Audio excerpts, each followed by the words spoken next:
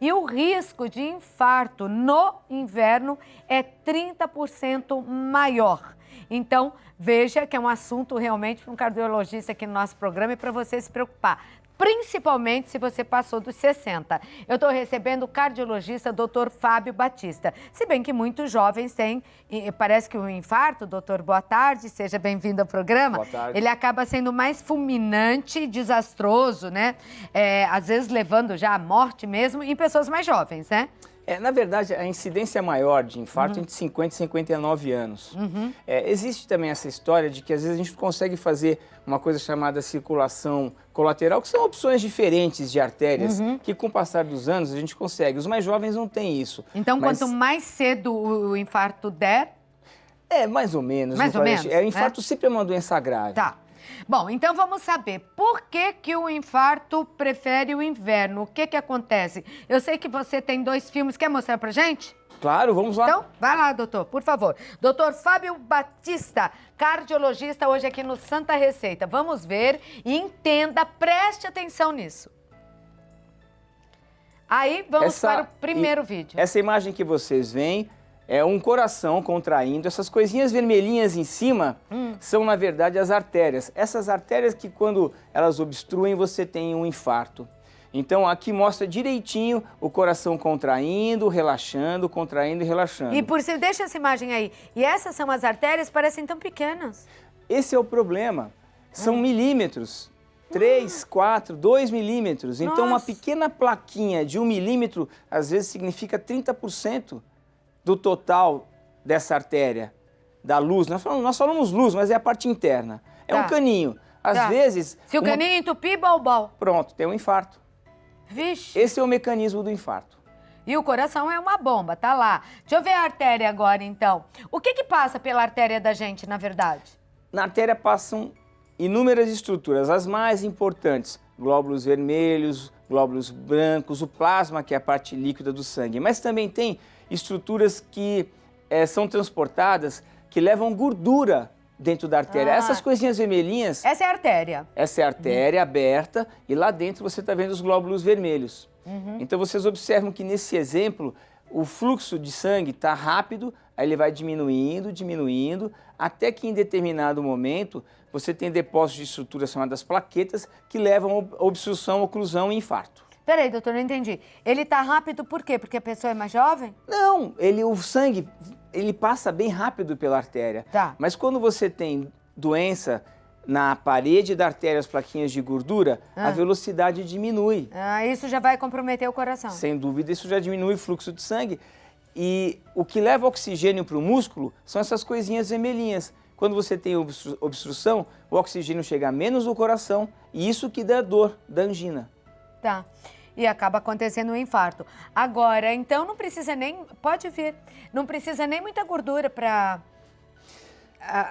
que a gente tenha um infarto? Nós estamos falando do frio, né? Que você comentou. Porque no verão tudo dilata. E a gente pode notar até pelas mãos, quem tem bastante veia, assim eu tenho, nas mãos, que elas ficam maiores. E no inverno elas ficam mais fechadinhas. É um controle de temperatura interno. Então, quando você tem temperaturas altas, você quer perder calor para haver um equilíbrio. Quando você tem temperaturas baixas, é o contrário, você quer reter calor. Então, essas artérias e veias da periferia, elas ficam mais contraídas. Dentro do corpo, no tórax, coração, também acontece isso. E o que nós vimos agora... Tanto as veias como as artérias, então. Tanto as veias quanto as artérias, mas as artérias, elas são muito mais importantes, porque elas levam o oxigênio até os órgãos. Então, mas o que eu posso ver na veia é mais ou menos o que acontece com a artéria. É muito semelhante para a gente ilustrar. Mas Só que ela é bem pequenininha, hein? Nossa, a artéria é pequena, são milímetros, na verdade, são 3, 4 milímetros. Então, quando você, durante o frio, ocorre uma contração das artérias. Quando você tem uma plaquinha, aquela artéria fica mais estreita e aquela placa se torna mais importante, porque dentro o espaço diminui. Além disso, ela pode quebrar, a gente fala fraturar essa plaquinha. E quando ela fratura, ela expõe uma série de componentes internos. O sangue entra em contato com esses componentes, forma o coágulo, obstrui a artéria agudamente. É exatamente o que acontece no infarto e no derrame. Mas a plaquinha de gordura que quebra? Ela quebra, aí dentro dela tem uma série de substâncias que quando o sangue entra em contato, você ativa mecanismos de coagulação. Aí forma o coágulo. É assim, a pessoa, minutos antes do infarto, muitas vezes não está sentindo nada. Nada, né? Porque ainda não aconteceu esse fenômeno. A hora que acontece o fenômeno, tem o coágulo, obstrui a artéria e a pessoa tem aquela manifestação. Então, toda. para que todo mundo entenda e peça socorro rápido, porque no caso do infarto, até onde a gente sabe, né? O socorro imediato é muito importante, né? Uma ação, às vezes não dá nem para fazer nada nem imediatamente, mas é uma dor diferente de tudo que a pessoa já sentiu. Tô infartando, o que que eu sinto? Bom, homem... eu não, né? Deus que me perdoe, né? É só suposição, tá? Homens e mulheres, os sintomas são diferentes. São? São diferentes e a mulher, muitas vezes, a gente acaba menosprezando a queixa, porque o homem muitas vezes chega com uma dor que a gente fala clássica, uma dor no peito forte, suor frio, palidez, mal-estar. Nossa, ele está tendo um infarto. A mulher fala assim, eu estou tão estressada, eu tive um problema, estou ansiosa, estou sentindo um desconforto no peito. Não, isso é estresse. Não menospreze sintoma. A mulher tem manifestações clínicas diferentes do homem. É porque a mulher aguenta mais dor que o homem, talvez seja isso, porque dizem que a dor do infarto é braba, né? A dor é forte, mas tem uma condição também. Nos indivíduos diabéticos, idosos, você tem problemas, não, são problemas degenerativos, acontecem em todos, que diminuem a condução do estímulo nervoso, então às vezes a dor não é tão importante, sente menos dor. Então o que é? Falta de ar? Alguma coisa tem que acontecer, né? É isso aí, que você falou tudo.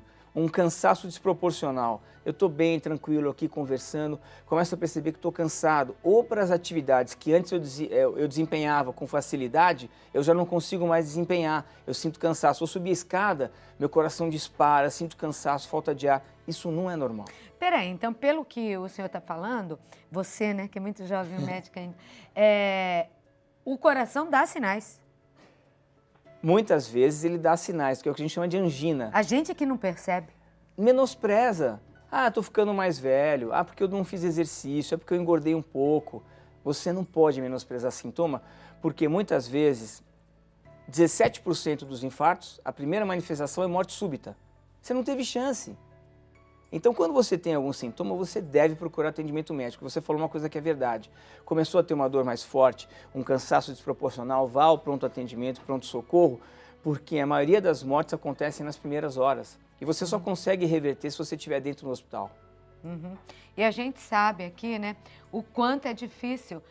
Essa semana mesmo eu fiquei, assim, muito impressionada com uma morte que ocorreu em São Paulo. Um rapaz de 43 anos, ele infartou. Numa casa estava ele e os amigos. E aí notaram que ele estava infartando. Chamaram uma ambulância do SUS. A primeira que chegou 40 minutos. Você que é médico sabe, né, disso. 40 minutos depois, sem maca. Não tinha maca. Aí tiveram que aguardar outra que demorou mais um tanto igual e ele faleceu. Quer dizer, se essa pessoa tivesse recebido uma ajuda rápida, provavelmente com 43 anos, poderia não ter morrido?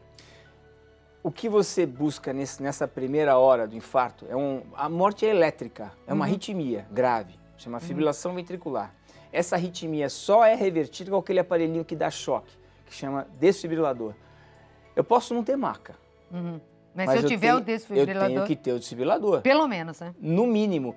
A cada minuto que eu perco numa parada cardiorrespiratória, então eu estou supondo que a pessoa tem essa arritmia grave, que é uma maneira de parada cardíaca, fibrilação ventricular. A cada minuto, 10% a menos de chance. Não. 10 minutos. Imagine. Né? Uma pessoa nova ainda que perdeu a vida assim. Então, a gente já tem um sistema de saúde público complicado no Brasil. É importante que você saiba, já contei casos como jornalista de um garoto de 9 anos que tinha feito na escola um cursinho com bombeiros, com policiais militares bombeiros, e conseguiu salvar a vida do avô aplicando a massagem enquanto chamavam o socorro. Então, quer dizer, isso tudo é importante. Mas eu queria saber, assim... por que uns papum morrem na hora, assim, né? Na hora. sem aviso, parece, ou não percebeu o aviso. E por que alguns conseguem ainda e tem 2, 3 infartos? Eu já volto, tá? Pra gente conversar. E nós vamos seguindo aqui, conversando sobre infarto hoje no programa. Eu acho que vou para as perguntas, doutor, porque aí a gente vai acrescentando algumas coisas aqui, né? Antes, só enquanto eles preparam lá, por que que uns chegam a ter 2, 3 e outros já papum? Difícil de explicar. O que acontece é que algumas pessoas, às vezes o infarto é pequenininho, uma artéria pequena, você viu o tamanho. Existem daquelas artérias ainda menores, são ramos secundários. Quantas são? Muitas? São 2 coronárias, coronária esquerda e direita, mas elas se ramificam. Tá. São 2 que vão se ramificando, como uma árvore. Tá. Você tem o tronco Tá. e os galhos, E os primários, galinhos. secundários e tal. Mas se der num galinho também Às compromete? vezes, exatamente, porque a morte acontece nas primeiras horas por arritmia, então pode ser pequenininha a artéria, então todo infarto é grave. Tá certo. Cristiane, boa tarde. Eu gostaria de saber o que pode ser pontadas no peito do lado do coração. Tenho 40 anos. Na minha família, eu tenho casos de mortes por infarto. Devo me preocupar? É genético esse problema cardíaco? Pessoas que têm na família alguns que morreram cedo por infartos fulminantes ou tiveram cirurgias cardíacas, tem que se preocupar? Com 40 anos, ela já deveria ter feito algum exame? Bom, vamos começar pela segunda pergunta. Devo me preocupar com o fato de ter um familiar com doença? Sim. Se eu tenho casos em homens até 55 anos, mulheres 65 anos, parentes de primeiro grau, pai, irmão, avós, que tiveram infarto, eu tenho uma chance maior de ter esse Então evento. tem que estar mais preocupado com isso e fazendo exames. A partir de que idade se deve fazer um check-up do coração? Por exemplo, nesse caso que ela cita, com 40 anos de idade, teoricamente uma Dor mulher no peito? tem um risco menor. Agora, eu tenho um histórico familiar, tenho 40 anos e tive dor, mesmo que não seja uma dor clássica de um infarto, ela precisa pelo menos procurar o cardiologista, fazer um eletrocardiograma, fazer uma estratificação de risco, exames de sangue. Às vezes tem famílias que têm problema de colesterol, isso é uma doença genética em alguns casos, e isso precisa ser tratado. Isso independe da gordura, né? Pessoas magras têm, até criança tem colesterol alto. Tem que ver Concordo. direitinho. Aí fica tomando só água com berinjela achando que tá o máximo, não tá. Não faça isso. Não faça isso, não. Vá no médico. Bianca, boa tarde, doutor. Eu queria saber se tomar energético provoca reações futuras para o coração. Ela é de Soledade, Rio Grande do Sul. Adorei, Bianca, a sua pergunta, porque não é o caso da pergunta dela, eu só vou acrescentar aqui, tem jovens que tomam muitos energéticos durante a noite toda na balada. E pior ainda, às vezes misturam, né, com outras substâncias lícitas e não lícitas. Bianca, a minha recomendação, não use energético. O energético tem uma quantidade grande de cafeína, é um estimulante, aumenta a chance de arritmia. Então, a minha sugestão é essa, não use. Não Ainda dá uma dor de cabeça.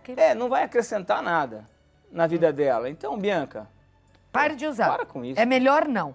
Não use. Qual que é o objetivo? Mas atrapalha o coração? Sim, porque ele é um estimulante. Tá. Ele aumenta a frequência cardíaca, ele aumenta a pressão arterial, aumenta o consumo de oxigênio pelo coração. Se a pessoa já tem um problema, ela pode desencadear arritmias e até infartos, dependendo da associação com substâncias lícitas e ilícitas. Tá certo.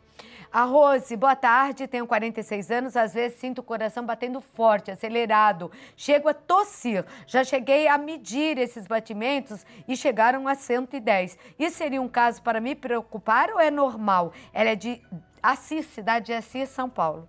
Frequência cardíaca acima de 100 em repouso. Isso não é uma situação normal. Não estou dizendo que você tem um problema, uma doença, mas é algo que você tem que investigar. Isso chama-se taquicardia. Qual é o normal? Normal é até 100 batimentos por minuto. Tá. 60 a 100. Uhum. Agora, atletas têm, por exemplo, 50 batimentos e é uma frequência normal. Tá. Mas, em média, 50 a 100. Em repouso, 110 é estranho. Alguma coisa pode estar acontecendo de diferente. Vale a pena investigar. Ai, volta pra gente continuar falando de infarto, que hoje o tempo tá tão curtinho. Volta. É só convidar. Tem muita... Já tá convidado, então. Tem muitas perguntas, chegaram muitas perguntas. Aí, ó, vamos publicar no Instagram, em algum lugar, aí eu falo aqui para o público, quando o doutor Fábio Batista voltará. Porque eu tenho um monte de dúvidas. E olha, produção, eu tô numa idade perigosa, eu teria o direito de ficar perguntando aqui para ele, eu só não tenho espaço de tempo, né? Mas, eu posso falar? Das vacinas, da importância das vacinas? Então, eu quero que você encerre, doutora, aqui a sua participação, falando... Ele me disse, eu confessei que eu não tomei da pneumonia, e ele deu até o nome para que eu tome. Que as vacinas são importantes, são protetores para quem tem mais idade, é isso? São. Então, conta. É assim...